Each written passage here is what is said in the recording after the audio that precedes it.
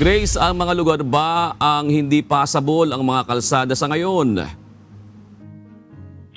Yes, June, nananatiling hindi madaraanan ang ilang bahagi ng mga kalsada sa Kalinga at Mountain Province dahil sa mga pagguho ng lupa at bato na dulot ng masamang panahon. Isinara muna sa mga motorista ang bahagi ng Junction Talubin-Barlig na Tunin para Celis Casag Road sa Sitio Mauwi, Lias Barlig Mountain Province matapos tamaan ng rock slide ang kalsada. Kasalukuyang minomobilisa ang mga kagamitan para sa clearing operations at wala pang itinalagang alternate route para sa mga biyahero. Sa Kalinga, hindi pa rin madaraanan ang bahagi ng Mountain Province boundary Kalanan Pinokpok Abot Road sa Barangay Bugnay, Tinglayan dahil sa soil collapse. Nagsasagawa pa ng paglilinis ang mga tauhan ng DPWH upang mabuksan muli ang nasabing kalsada. Samantala may ilang kalsada naman na nananatiling bukas pero may mga limitasyon.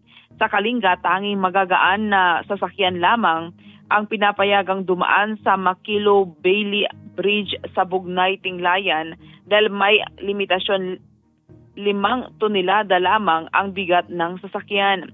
Limitado rin sa mga light vehicle ang pagdaan sa Alyog Bridge sa Nambaran, Tabuk City dahil sa nasirang bahagi ng tulay. Sa Benguet, isang lane lamang ang madaraanan sa Pico Bridge Number 2 sa Pico Lamtang Road dahil sa bitak sa mga girder ng tulay.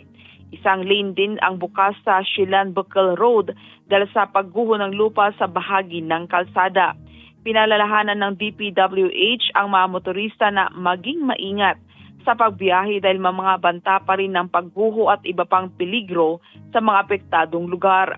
Samantala, magandang balita naman, June, para sa mga bibiyahe papuntang Baguio City dahil nananatiling madaraanan ang Marcos Highway, Nagilian Road, Halsima Highway, Benguet Nueva Vizcaya Road at Asin Nangalisan San Pascual Road.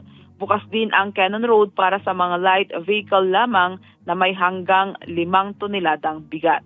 Yan muna ang balita. Balik sa iyo, June.